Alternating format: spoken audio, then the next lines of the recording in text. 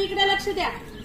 आपल्या पृथ्वीने सूर्याकडे पाठ केली ना, म्हणजे ह्याच्या तोंडावर इथं समोरच्या बाजूला काय झालं रे, सावली पडली, अंधार झाले, म्हणजे ह्या साईडला झाले रात्र.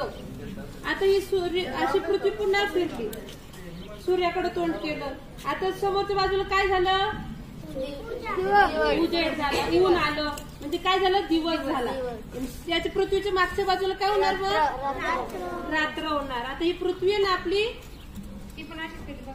आता हे समोरचा भाग आहे ना, ह्याच्यावर तुम्हाला ऊन दिसतंय ना, म्हणजे इथं आता दिवस आहे. आणि हा मागचा भाग आहे, याच्यामध्ये इथं अंधार होतो, मग इकडे रास्ते आता रात्र असते. आणि पृथ्वी अशी स्वतःभोवती गोल फिरत असते, रोज फिरते, रोज रोज रोज. एक दिवस थांबत नाही, 5 मिनिटं सुद्धा थांबत नाही, सारखी अशी फिरत असते. कळालं? आता ह्याला काय म्हणतो आपण, पृथ्वी स्वतःभोवती फिरते म्हणजे काय होते, पृथ्वीचे परिवलन.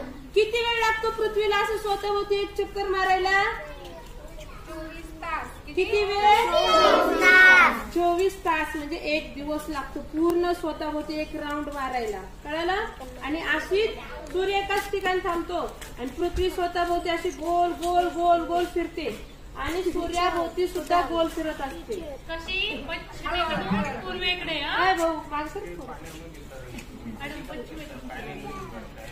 फिर फिर फिर.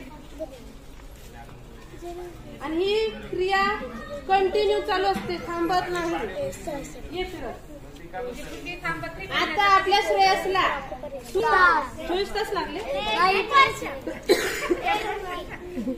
श्रेयसला म्हटलं मी, श्रेयसला फिरायला किती वेळ लागला, 1 मिनिट लागला ना. पण पृथ्वीला सूर्याभोवती एक गोल फेरी मारण्यासाठी 1 वर्ष लागतं. किती? 1 वर्ष. 365 दिवस, 365 डेज. कळालं? एक चक्कर मारणं एवढं सोपं आहे का? नाही. 365 दिवस लागतात. सूर्याभोवती फिरतो, पृथ्वीभोवती फिरतो का स्वतःच कधी तो छोटा पूर्ण असतो.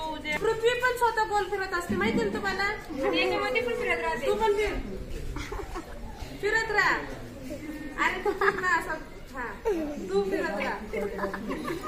चक्कर येत असेल तर